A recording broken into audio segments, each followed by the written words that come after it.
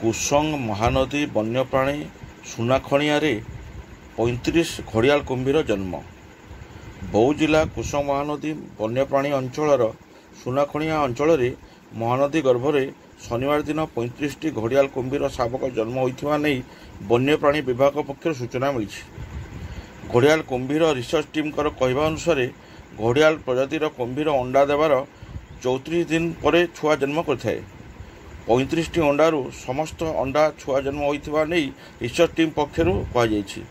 ବର୍ତ୍ତମାନ କୁସଙ୍ଗ ମହାନଦୀ ସୁନାଖଣିଆ ବିଟ୍ରେ କୃଷ୍ଣଚନ୍ଦ୍ର ଗିରି CC camera ଦ୍ୱାରା କୁମ୍ଭୀରର ଗତିବିଧି ଲକ୍ଷ୍ୟ କରୁଥିବା ବେଳେ ମହାନଦୀର ଅପର ପାର୍ଶ୍ୱରେ ବଳଦମରା ବିଟ୍ରେ ଆଶାରାଜ ଖାଁ ନାମକ ରିସର୍ଚ୍ଚ ଟିମ୍ ମାଇ କୁମ୍ଭୀର ଓ ଶାବକଙ୍କର ଗତିବିଧି ଉପରେ ନଜର ରଖିଥିବା କୁହାଯାଉଛି।